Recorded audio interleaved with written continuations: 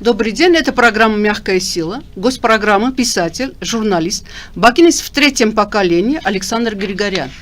Господин Григорян, благодарна, что приняли мое приглашение. И, как всегда, мы наш разговор начнем с вопроса о всеизвестного глупого Камрана Размавара, который продолжает смешить нас своей неграмотностью, и недавно он заговорил о том, что будто бы знаменитый Хованис Каджазуни не признавал геноцид армян, или же, что Саятнова, оказывается, не армянин, а даже азербайджанец. Что бы вы об этом сказали? Вы знаете, это Размавару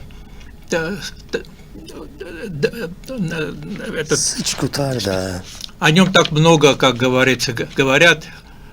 Притом он, знаете, как он болтун, да, он же работал шоуменом, аниматором, организатором мероприятий свадьб и детских праздников.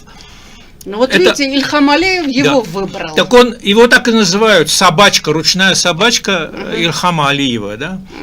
Потому к его глупостям так обращаться. Мои хорошие, если я занимаюсь глупостями, и я там ручной, то зачем вы все время мне снимаете ответы, посвящаете мне свои передачи, анализируете, кто я, кем являюсь, где работаю, где работал? Зачем, если я неграмотный, глупый, тупой?